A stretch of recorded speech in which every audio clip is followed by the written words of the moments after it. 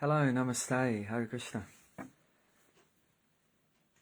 So you're continuing on our subject of a healthy morning routine according to the ancient wisdom of Ayurveda. Now one may think that, oh well, that's just some Hindu idea or Indian idea, we don't have to follow that. Of course you don't have to follow that. Everyone has complete free choice to do whatever they like and whatever they think best. However, we would disagree that it's just some, idea from one part of the world that's relevant to only a few people or something. It's actually very scientific, and that's the idea of science, right? That it's true in every case, everywhere. Like 1 + 2 = 3. 1 + 2 = 3. It doesn't equal 4 or 5 or 1 or... No, it has there's a fixed, answer like that. So this Ayurveda is like a science like that. The ideas given are good for everyone.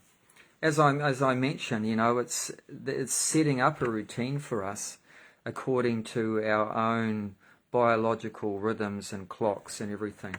And like I mentioned about the dosha clock, we all have unique bodily constitutions, and they work best in a particular way. And I'll give you a couple examples. One is that the body naturally wants to eliminate waste early in the morning between 2 and 6 o'clock. That's when the air is moving very well. It's called a vata period. And it makes sense then, doesn't it, to get up early. Like I mentioned, the first part of the routine is to wake up early. And that's why. That's why it's one of the... Well, there's other reasons too. That's one of the reasons to wake up early, is so that we can take advantage of that, eliminating the waste. Being up at that time, if you're still in bed, nothing's going to get eliminated. It's just our life's going to get eliminated like that, and not the waste.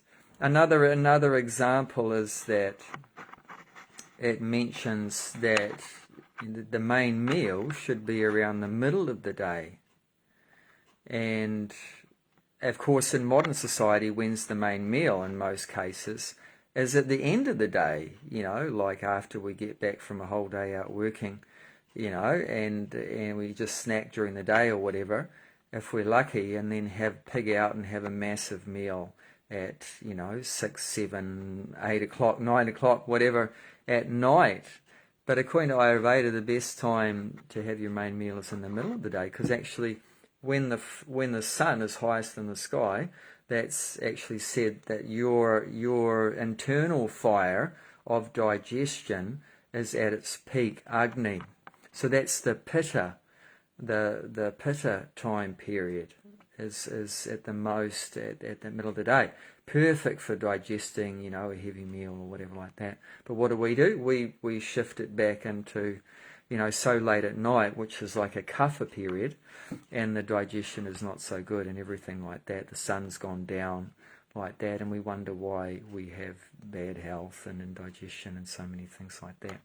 So this is just like to point out, this is very scientific knowledge, and it's beneficial potentially for everyone that wants to accept it. So just hear it with an open mind, and it's very logical. So where we finished off talking last night was about going to the toilet, eliminating or evacuating the waste. So just some more points about that before we move on to what to do after that. What happens if you've drunk your water, like I said, and also, by the way, I said 1 or 2 cups. I mean, I have seen people drink a ridiculous amount of water to try to help them go to the toilet, like 1 to 2 liters of water at a time. And that's actually not a very good thing.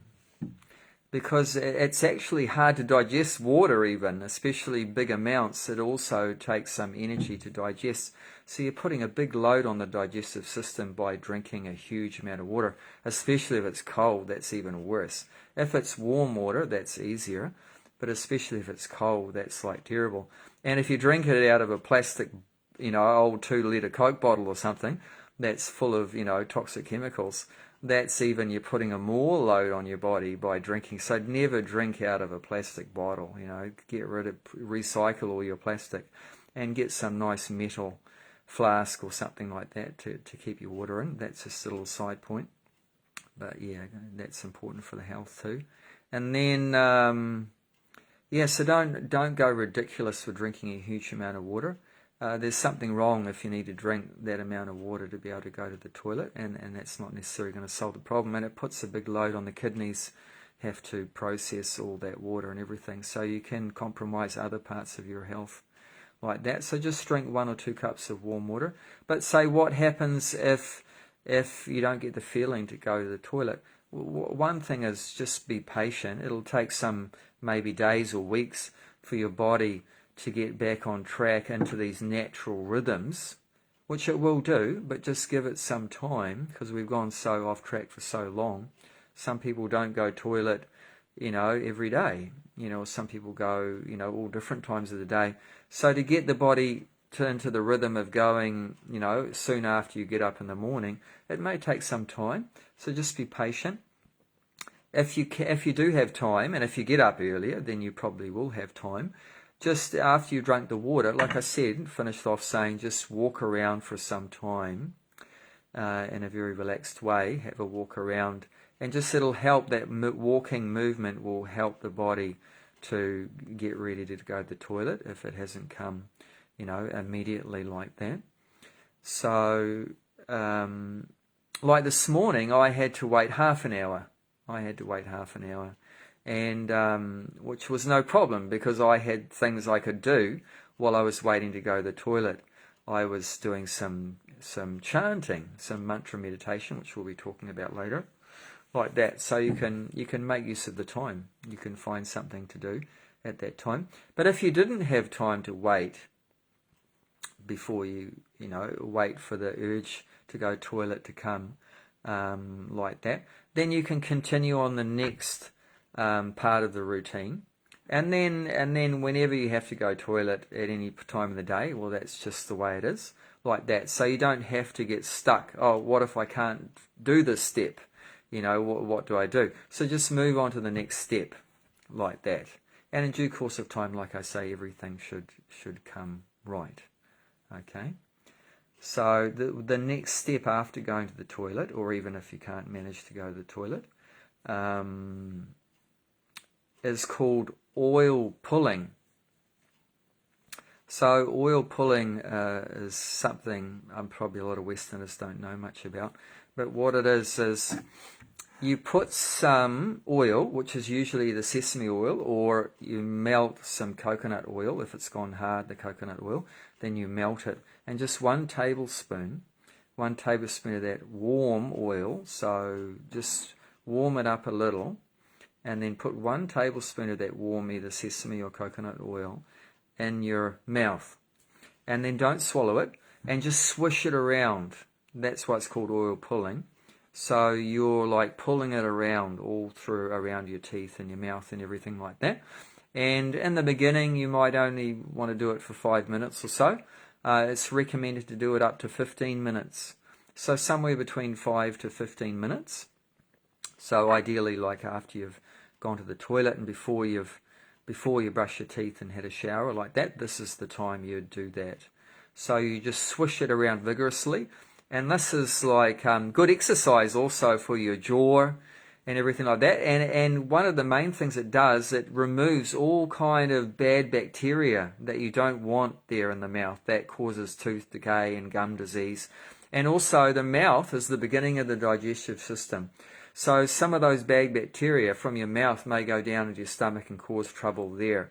So to stop that happening, get rid of those bacteria. So what happens is, with the oil, that all these bad bacteria, all these baddies, they get stuck to the oil. So when you're swishing it all around and catching all these guys in your mouth, and then after your 5, 10, 15 minutes, then you spit it out. So you don't swallow it, the oil. You spit it out. And I recommend don't spit it in the drain, otherwise over time you might block your drain. So you just spit it outside in the garden. That's some extra fertilizer, compost for the garden. If you're in a skyscraper apartment and you can't spit it out into the garden, then just put it in a little bowl or something and get rid of it later on, like that. But yeah, don't spit it down the drain. But yeah, do spit it out. And then, and it also, it's good for the invigorating the mind. It's good for invigorating the mind. It's good for the eyes. It's good for the skin. You know, it's good for so many things, so many benefits. The whole system is benefited, the digestion, everything like that. So it has many benefits, many benefits. Yeah, it's even, I even read it's even good for the sinuses.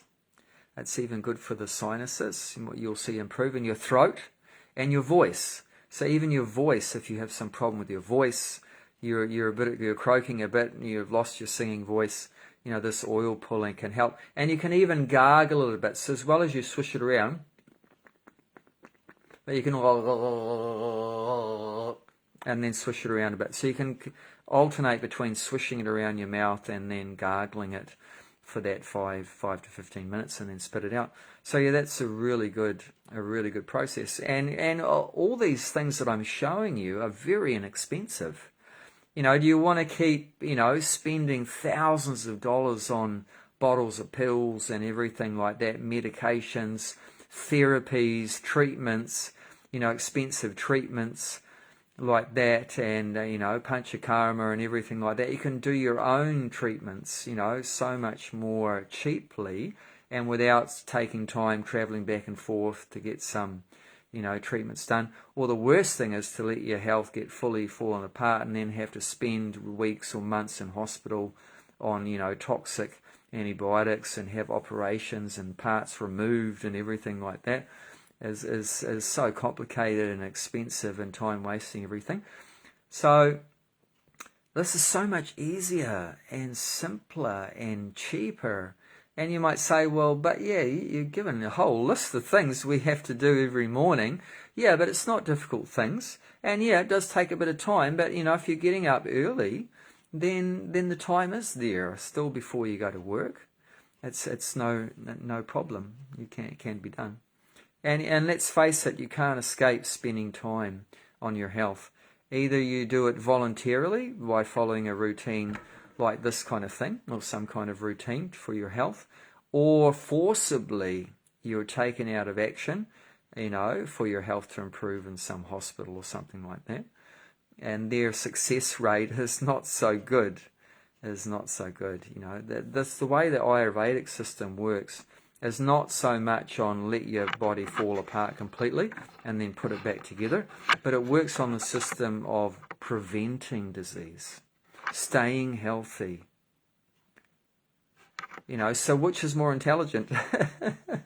To stay healthy or let the disease come and take us over, and then you're fighting for your life, you know, try to cure it like that. And don't get me wrong, so Western medicine has some good points. Like if you get hit by a bus, I would recommend don't go to Ayurveda, go to the hospital. You know, they can put the things back together. They have some good system for that. But in terms of staying healthy, Ayurveda is far, far, far superior. There's no comparison. No comparison. Yeah, so the oil pulling, and now finally do what you normally do, brush your teeth at this point. Now is when you brush your teeth. And even before you brush your teeth, you have a tongue scraper. I don't know if you've seen a tongue scraper. And Jayanti, can you grab it from the bathroom, please? And it's just a little bent piece of metal, either copper or stainless steel usually. If you're rich, you might get a silver one, but the idea is that when you go to sleep over the night, a lot of toxins build up and get deposited on the tongue, And if you stick your tongue out in the morning and look in the mirror, you might see there's a layer of some whitish or yellowish like gunk there, and that's some toxic things, thank you, that are not very desirable. I don't know if you can see that. That's it, just a bent bit of copper like that. It's cheap as chips. You can, if you're going to India, you could pick one up, but or you can get it online easily. Just look up tongue scraper. Even I saw one guy, a couple of people have been selling them in New Zealand. Now it's becoming trendy even in the West. So even tongue scrapers are available in New Zealand. And you can even use the back of a spoon and things like that if you don't have one. You can even do things like that, use the back of a spoon. And just stroke it from the back of your tongue to the front of your tongue, like whatever, 10, 12, 15 times. Not too harshly, but with some pressure. But don't draw blood or anything. Just from back to front, like 10, 15 times, until you don't see any more gunk coming off, like that. And then brush your teeth. Yep. And then one interesting process, which is not so well known also, is called nasya in Sanskrit. Nasya, Nasya, and guess what that's related to? The nose. So it's not far away from English. Nose and nasya. So it's putting drops of oil or ghee, clarified butter, which has been melted, in your nose. So you put like 2, 3, 4, 5 drops like that. I'd probably start off with less of either melted ghee or, once again, sesame oil.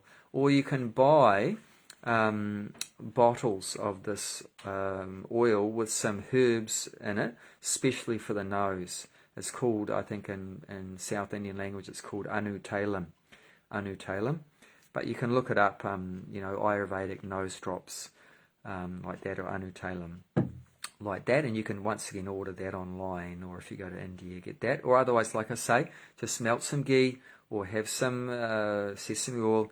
You can put it in a little bottle with a squeeze top thing, or just get someone else to help you, and just drop it in with a spoon or something like that, a little bit in your nose. And I do it just lie on my back, and I've got a mirror, and I've got my little squeeze bottle with the nose oil, and I just put a couple drops in each nostril, and then just stay there on your back for at least a minute or two, and then just you can help it to go through. You can help it to go through your nose. Just massage your nose a bit like that, and you might feel it actually coming into your throat. You might actually feel the oil in your throat after a minute or two. So you can just help ease it through by just some gentle massage when you're lying on your back. Don't sit up immediately, or it might come run back out again. So stay lying on your back, and after a couple of minutes you can get up. And you might feel a little bit of irritation in your throat. That's okay. That's just the oil and the herbs doing some good things down there too. But this is amazing. Once again, if you have any mucus problems, sinuses, this is brilliant for migraines. If you get migraines, headaches, all that kind of things, mental fog like that, these nose drops are amazing. I mean, look how close the nose is to the brain. So you're really able to do some positive things for your brain with these nose drops.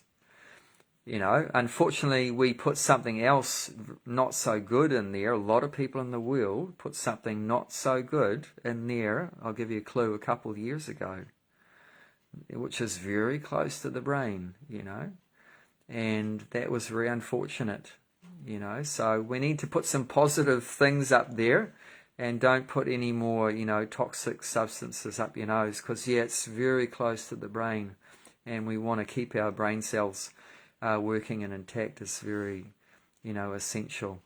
So be very careful what you put up your nose or in your mouth or in any of the holes and like that. It's important for our health. We have to take care.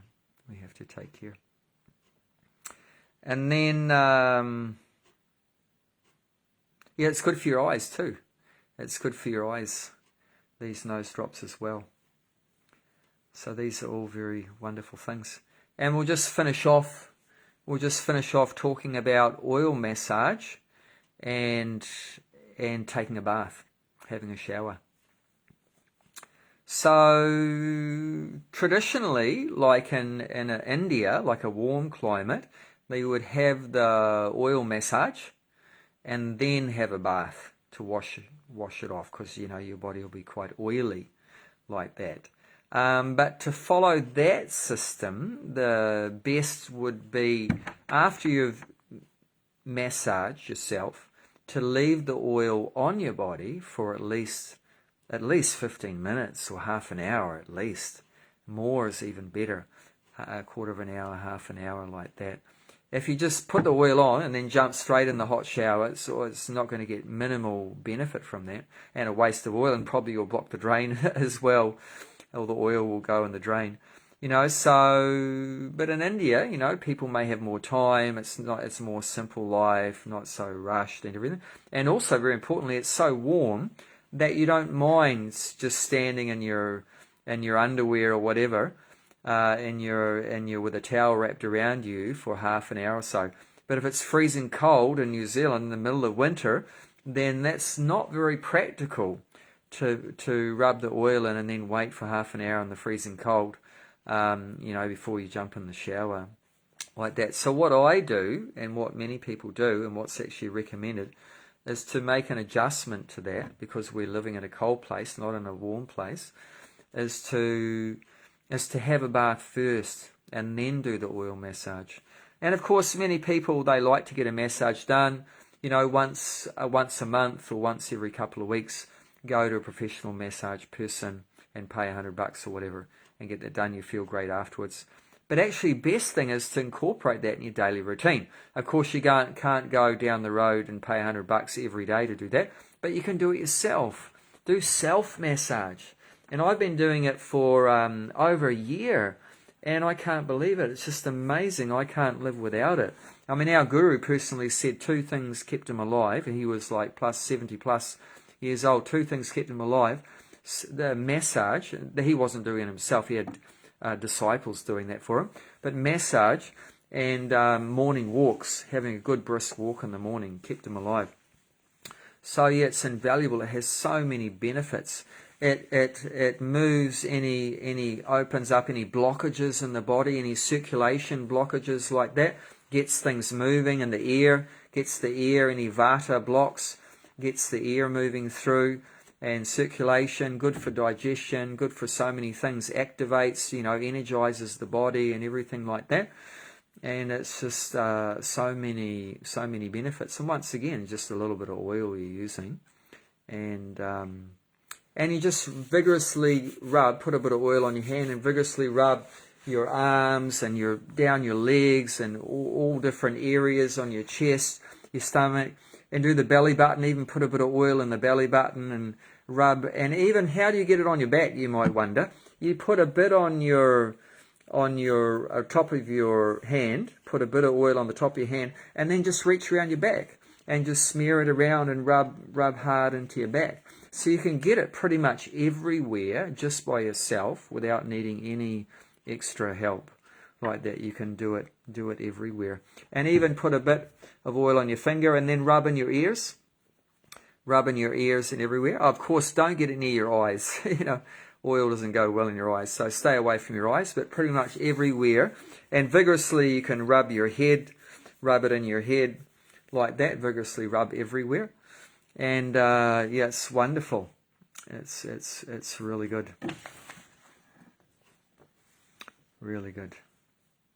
And then, so do the massage I recommend, especially in the winter.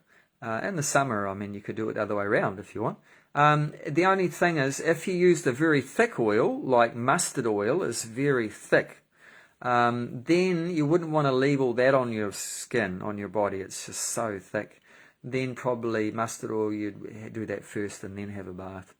Mustard oil is good in the winter because it's very heating. So if you're feeling cold or whatever like that, or if you want to remove a cold, if you've already got a cold and you want to heat up the body, mustard oil is very good. But just be aware it is very thick and sticky like that. So if you are going to put that on after a bath, just put very less on like that. Otherwise, the thinner oils like sesame and things like that, olive oil or whatever, are very thin and they can stay on. And they actually help keep your body and your organs warm during the day. You put it on after your shower and they help you to stay warm, protects all the organs and everything like that. And just a little bit about a bath. So ideally, I mean, you start off with warm water and then finish with cold. And finish with cold. It's a bit of a shock, but that's a good shock because especially like in the morning, right? It'll really wake you up. Just however long you can tolerate, a few seconds to half a minute or whatever, of cold water. And what it does, because when you have the hot water on your body, it opens up all the pores. So it actually, your body will cool down if you just leave it with hot. You have a hot shower and get out. Your body is actually going to lose a lot of body heat. But when you have the cold hitting your skin, it'll immediately close all the pores. So you've had a hot shower, and then you close off all the pores. It'll keep the heat in and wake you up. So that's a bonus like that. So that's just a little suggestion. I would say if you have a thin body type that feels the cold a lot, which we call in Sanskrit vata dosha, then I wouldn't have too much cold, because that could, detrimentally, affect someone that has a cold kind of body, thin kind of cold body. And at one time, I did fully cold showers when I was younger, and I turned around and had the cold water on my back, and my whole back cramped, and I don't recommend that. That was very painful. My whole back cramped up and seized up like that, and I fell down in the shower. So you're not recommending that. So you don't go extreme and especially in the winter, have a fully cold shower, especially have a cold body type. If you have a pitta body type, which means a lot of internal heat, and you might need cooling down, and you might, a fully cold shower might be good for a pitta body type. But I wouldn't recommend that for a kapha, which means earthy, or a vata airy body type like that. So depending on your body type, how much cold you have in your shower is going to change. What we do, an interesting thing here, we have a gas calefont for the shower, but I try to save using the gas and try to be more self-sufficient. So when we have the wood fire going in the morning, then I'll heat up water on a pot on the wood fire, transfer into a bucket, and I have a jug, and I'll have a bucket bath. So like in India, that's very common. Traditionally in the villages, they have a bucket bath. There's no showers there. It's very simple technology. You just need a bucket and something to scoop it up with, some kind of jug, and you throw water over yourself like that, and then I finish off with the cold water from the shower afterwards. So those just a few little tips and tricks there. So let me know how it goes. And we've got a comment from Sam Tataha that manuka oil is great too. Okay, brilliant. Yeah, so whatever's local, easily available, if you can use some local oil, that's brilliant. Natural. The main thing is should be natural as possible. And I'm all for local. Let's keep it local. Yeah, what's available in New Zealand, that makes more sense than importing it from the other side of the world. We don't have coconuts here. Like that. I don't think we've got many sesames either.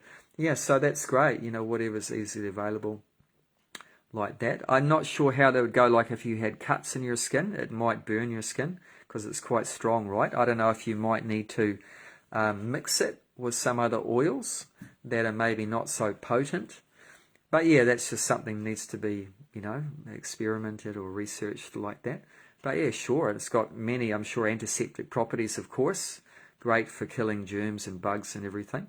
So yeah, thanks for your comment, bro. Appreciate that. And we hope you all have a wonderful day and your health gets better and better. And just to let you know, the next one we'll be doing a session just talking about yoga. So going through some different yoga postures. My wife's a qualified yoga teacher. She knows all the proper Sanskrit names and everything. So we'll do a quick demonstration of some yoga postures that can be done at home. And once again, you might only be able to go to some yoga group every, 2 or 3 weeks. But yeah, it's best to do it every day, not just every 2 or 3 weeks, and also save that money. I mean, of course, it's encouraging to do it in a group of people. Everyone's doing it, and you get more inspired. So you can still do it every couple of weeks in the group and get more inspiration, enthusiasm. But still, it's good to do some every day, like that. And I've been doing it every day nearly for over a year, and I've felt so much benefits for that. So we'll just do a yoga session tomorrow night. So see you later.